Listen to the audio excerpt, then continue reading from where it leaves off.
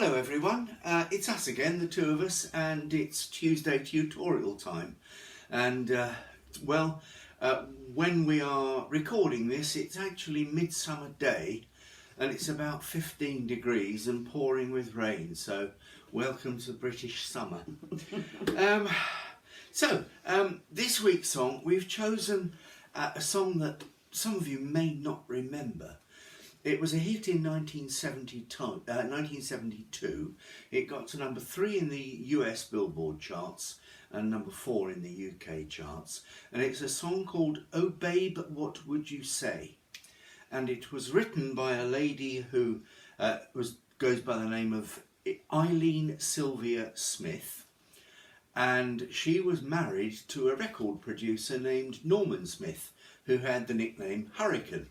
Now, Norman Smith worked on several of the Beatles albums. He did the sound engineering for Rubber Soul, and he also worked on several of Pink Floyd's early albums, including Ummagumma and Dark Side of the Moon, as a record engineer. But he discovered that he fancied being a bit of a pop star, so he made a couple of records. The first one was Don't Let It Die, a pretty song, and then his wife wrote this one for him. It's called Oh Babe, What Would You Say?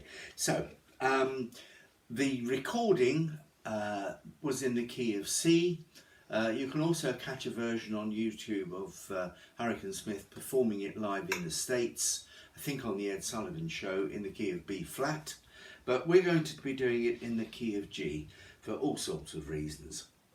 Okay, the intro is just basically a 4-bar intro, well, a 3-bar intro really.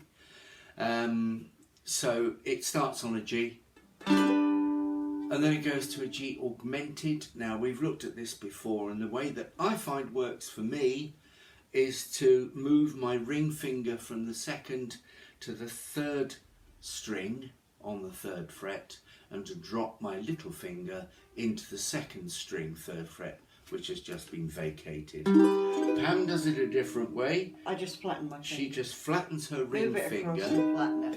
Flattens her ring finger across the middle 2 strings, the C and the E string. Either way, that's the effect.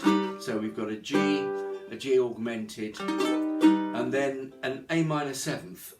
Now, A minor 7th is one of those chords that, people say, oh, eyes light up, because they can do it like that. But I think I've gone over this before. I very rarely play it as 4 strings open. I usually play it as 2-0-3-0, because I just prefer the voicing and I have more control over it. I occasionally play it as 2-0-3-3, so I put that C note in over the top. And one of the most pleasing voicings for the A minor 7th chord is 0-4-5-3. Especially when you've got a low G going on, because that puts the 7th note down there. So think of that when you're called on to play A minor 7th, because there are so many nicer voicings than just that. So where we go, whichever way you fancy playing A minor 7th for 4 beats, and then we've got a D followed by a D7th augmented. Okay, now you can play D as 2-2-2-5 if you like. In this context, maybe it sounds better as 2-2-2-0. And especially if you're going into the 7th augmented, because all you need to do is play the 7th like 2-0-2-0, and then if your index finger is free, if you play your 2-0-2-0 with your middle and ring fingers like so, then your index finger is free to go on the 1st fret of the A string to create that augmented 5th note.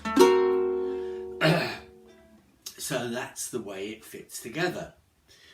2, and it goes, and then from there it goes into the verse. So let's try that. Introduction, it's 1, 2, 3, 4, A minor 7th, D, D7th,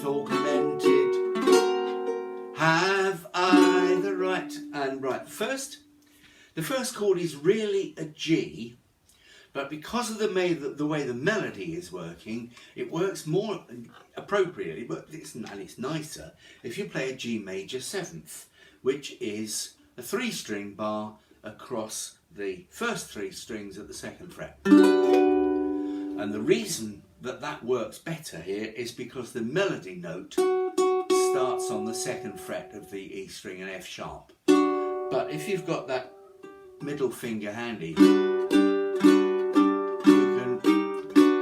it on and off onto the G note, the 3rd fret of the E string, so you get the G chord.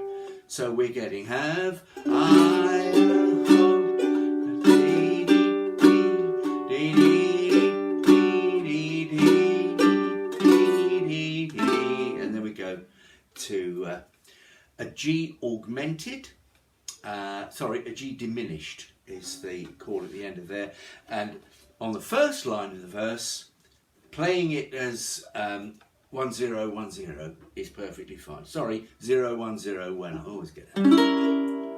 0 1 0 1. So what we get for the first line is 2 3 4. Have I a hope for half a chance to even ask if I could dance with you? And to an A minor there, you can play an A minor 7th if you want, whichever way you like, or stick with a plain A minor. If you do stick with a plain A minor, then you can drop that C note on and off on the first string by putting a spare finger on the 3rd fret of the A string. And then the second line of the verse stays on that A minor, so you can do a run up there if you want, which is on the melody. Would you greet me or politely turn away? Like that. But the next chord you're going to is a C minor 6th, which is a lovely chord, and it's quite easy to fret. It's 2 3 3 3. So I use those 3 fingers on the 3rd fret of the A, E and C strings, and put my index finger on the 2nd fret of the G string to give you the A note, the 6th. I do it differently. Pam does it differently. How does Pam do it? I bar the 2nd fret and partially bar the 3rd fret. Okay, did you see that? That's a 4-string bar on the 2nd fret and a 3-string bar on the 3rd fret. Whichever way works for you, because from there you're going back to a G. And then we do more or less the same sort of thing again, the same sort of chord sequence: an A minor, a C minor 6th, a G and another G diminished. But let's see, if we do that in the first positions, we get A minor, C minor 6th, G diminished. Okay, now try it this way: A minor as normal, but with the added C, and then the C minor 6th. Now play the G with the added D note on the 5th fret of the A string, which will give you the melody note. And now play G diminished, not as 0 1 0 1, but as 3 4 3 4. We've got that melody note there again, that C sharp. Oh babe. And then there we go to an A minor 7th after that, and 0 4 5 3 works particularly well there. So in the verse, the first time through, where we have that chord sequence, you're playing them in the first positions. Then you get to the 3rd line, you're playing them in the 2nd positions, and in some cases the 3rd position. Just gives a different voicing to your accompaniment, makes it sound as if you're playing different chords, but you're not. So if we run through that verse, don't worry too much about the introduction, but 1 2 3 4. Have I a hope for half a chance to even ask if I could with you. Woohoo. Would you greet me or politely turn away? Would there suddenly be sunshine on a cold and rainy day?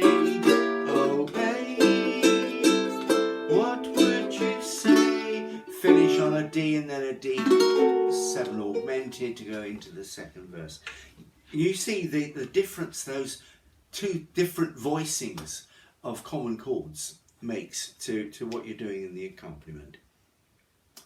The second verse, again, instrumentally is pretty much exactly the same as the first, but you can ring the changes. Now you know that there are different positions to play the same chord. You can have fun with it, experiment. And then we get to the chorus part, because oh baby, I know I could be so in love. We've got similar chords going on, but we've got a little slide. We're starting on a G, cause oh baby I know, and then we've got the G diminished sliding back up to the G. So we just, to get from the G to the G diminished, we just lift off the ring finger and slide the other two down to the first fret. And then slide back up again and pop the ring finger back in on the third fret of the E string. And then we get, I know I could be so in love. Right, now you're on a G there. I know I could be so. You can pop that D on, the fifth fret D on. Yeah. On the fifth fret of the A string. And then you go into an A minor 7. So you can bring the little finger down onto the C sharp to echo the melody if you want.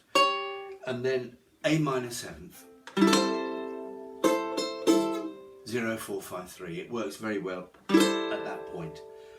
And I know that I could make you love me too. So you're going to the C minor 6th again, and then to a G. And then you've got a similar melody to the second half of the verse. In fact, it's pretty much identical. And if I could only hear you say you do. Ooh, ooh, ooh. But anyway, D7, what would you say? And that's pretty much it. There aren't all that many chords, but it's a very artful and clever use of those chord progressions. And I just think it's a very satisfying song. It's one of those perfect pop songs. And I'm not aware that Hurricane Smith's wife wrote any others, but I'm sure she did, because if she can manage to write a song as good as this, then surely she must have written some more. After we get to that chorus bit, what would you say? You can put an instrumental break in there if you want. To lengthen the song, pad it out really. And if you do use an instrumental break, as usual, recommend that you use the chord structure for the second verse as your basis for an instrumental break, because you're going back into the chorus part. Cause baby, I know. Slide again. Yeah, that slide again. Yeah. And so that all proceeds through exactly as it was before until we get to the end, where we don't want just to bring the whole thing to an abrupt end by saying, what would you say? End. So we're going to put a little coda on, which is a fairly standard coda. Repeat the last phrase a couple of times and then bring the accompaniment to a neat conclusion. So the way that we do that in this case is we get to the last line of the verse, or the last line of the chorus actually. 1, 2, 3. But anyway, D7 augment, what would you say? And repeat that. D, what would, D7 augmented, would you say? And again, D,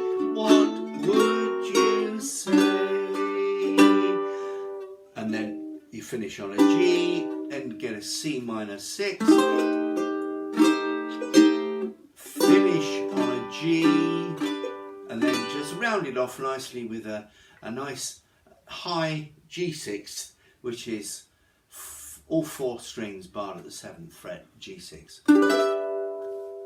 So you end on that nice top E note. So that coda put together, excuse me, sounds like this. But yeah, but anyway, okay. But anyway, what would you say? What would you say? What would you say?